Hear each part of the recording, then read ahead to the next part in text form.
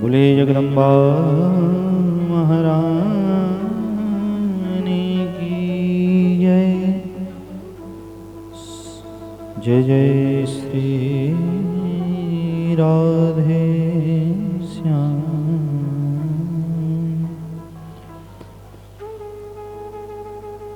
स्वस्ति श्री गणेशाय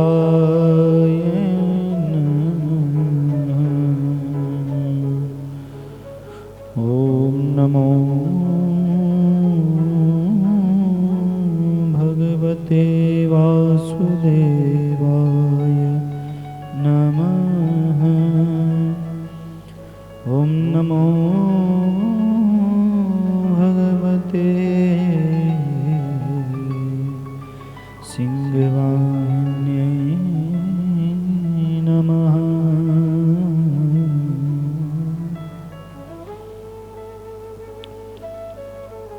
गजाननं भूतगणाधिसेवितं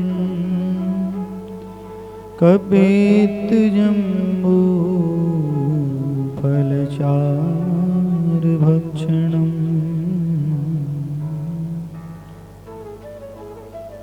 उमासुतं शोकविनाशकारकम्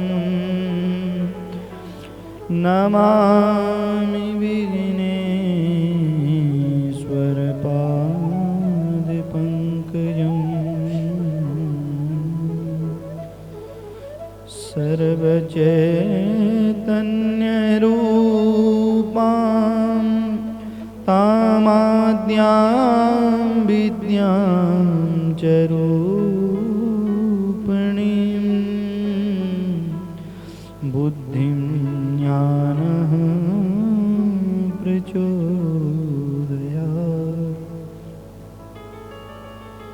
वंशी विभूषितकरान्नवनीर्दाभा पीताम्बरारुणविम्बफलाधरोष्ठात् पूर्णेन्दुसुन्दरमुखारविन्दनेत्रा कृष्णात् परं किमपि तत्त्वमहं न जाने। नारायणसमारम्भां श्रीशङ्कराचार्यमध्यमाम् अस्मदाचार्यपर्यन्तां वन्दे गुरुपरम्पराम्। गुरुर्ब्रह्मा गुरुर्विष्णु गुरुर्देवो महेश्वर गुरुर्साक्षात् परब्रह्म तस्मै श्री गुरुवे नमः। जय जय श्री राधारमण